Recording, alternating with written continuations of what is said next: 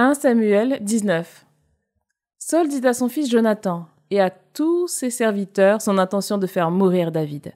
Mais Jonathan, le fils de Saül, aimait beaucoup David. Et il alla le prévenir. « Mon père, Saül, cherche à te faire mourir. Demain matin, sois sur tes gardes. Mets-toi à l'abri. Dissimule-toi. Moi, je sortirai et je me tiendrai à côté de mon père dans le champ où tu seras. Je parlerai de toi à mon père, je verrai ce qu'il en est et je te le ferai savoir. » Jonathan fit à son père, Saül, l'éloge de David. Il dit que le roi ne commette pas de faute contre son serviteur, David, car lui n'a commis aucune faute envers toi. Au contraire, ses exploits sont une très bonne chose pour toi. Il a risqué sa vie, il a frappé à mort Goliath, le Philistin, et le Seigneur a donné une grande victoire à tout Israël. Tu l'as vu, et tu en as été heureux. Pourquoi donc commettre une faute contre la vie d'un innocent, en faisant mourir David sans motif? Saül écouta Jonathan et fit ce serment. « Par le Seigneur vivant, il ne sera pas mis à mort. » Alors Jonathan appela David et lui répéta tout ce que le roi avait dit. Puis il le conduisit à Saül, et David reprit sa place comme avant. La guerre avait repris, David partit combattre les Philistins. Il leur porta un coup très dur, et ils s'enfuirent devant eux. Un mauvais esprit envoyé par le Seigneur vint sur Saül, alors qu'ils étaient assis dans sa maison. Il tenait sa lance à la main, et David jouait de son instrument. Saül chercha à clouer David au mur avec sa lance, mais David esquiva le coup de Saül, qui ficha sa lance dans le mur. David prit la fuite et fut sauvé cette nuit-là. Saül envoya des émissaires à la maison de David pour le surveiller et le mettre à mort au matin. Mais Michal, la femme de David, l'avertit. « Si tu ne te sauves pas cette nuit, demain tu seras mis à mort. » Et Michal fit descendre David par la fenêtre.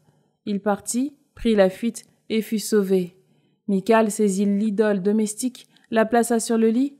Elle mit à l'endroit de la tête une touffe de poils de chèvre et recouvrit le reste d'un vêtement. Saül envoya des émissaires pour se saisir de David, mais elle dit « Il est malade. » Alors Saül renvoya les émissaires voir David en leur disant « Apportez-le-moi dans son lit pour qu'il soit mis à mort. » Mais quand les émissaires furent entrés, il n'y avait sur le lit que l'idole avec une touffe de poils de chèvre à l'endroit de la tête. Saül dit à Michal « Pourquoi m'as-tu ainsi trompé? Tu as laissé partir mon ennemi, et il est sauvé. » Michal répondit à Saül « C'est lui qui m'a dit « Laisse-moi partir. Pourquoi faudrait-il que je sois la cause de ta mort ?»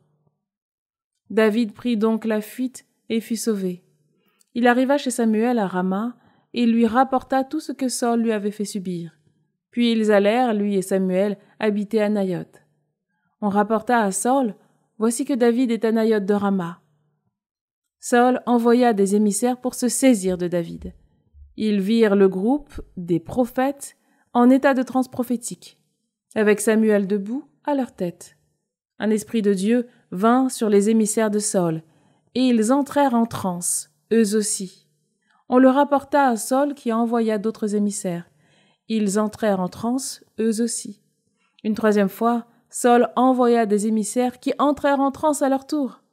Alors il se rendit lui-même à Rama et parvint à la grande citerne qui est à Sécou. Il demanda « Où se trouvent Samuel et David ?» On lui répondit « À Naïoth de Rama. » Comme il se rendait là-bas, à Naïoth de Rama, sur lui aussi vint un esprit de Dieu.